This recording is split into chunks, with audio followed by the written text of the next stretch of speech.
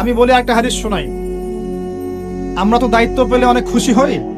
রাসূলুল্লাহ সাল্লাল্লাহু আলাইহি ওয়াসাল্লাম বলেছিলেন, হে আবু যার, তুমি কখনো দুইজন ব্যক্তির দায়িত্ব নিতে যেও না।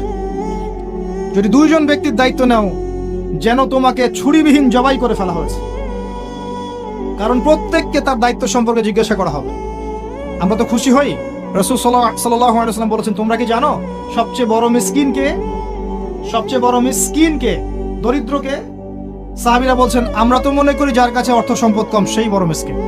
আল্লাহ রাসূল বলছেন, ভুল। শোনো, সবচেয়ে বড় মিসকিন সেই ব্যক্তি যে ব্যক্তি পরকালে অনেক নেকি নিয়ে উঠবে, নামাজ, রোজা, হজ, যাকাত, ওমরা, হজের নেকি, বিশাল বিশাল নেকি।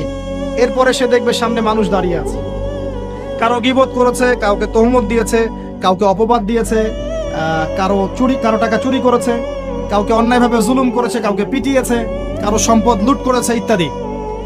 তখন আল্লাহ পাক বলবেন, শোধ করে দাও। কিভাবে শোধ করা হবে? ফেরেশতারা জিজ্ঞাসা করবেন। আল্লাহর পক্ষ থেকে হুকুম আসবে, এই ব্যক্তির নেকিগুলোকে ওদের আমল নামে কনভার্ট করো। বলছি শেয়ার ইট পাস করে দাও। ওটা আরো বড় টেকনোলজি হবে ইনশাআল্লাহ।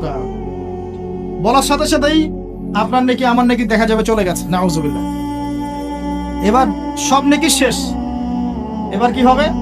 অর্ডার আসবে, তাদের গুনাহগুলোকে এই ব্যক্তির আমল নামে চাপিয়ে দেওয়া হবে। এরপর আল্লাহ পাক বলবেন, ইকরা কিতাবাক, পড়ো তোমার কিতাব, ওয়া কাফা বিনাফসিকা আল-ইয়াওমা আলাইকা হাসিবা, আজকে তুমি তোমার হিসাব নেওয়ার জন্য যথেষ্ট।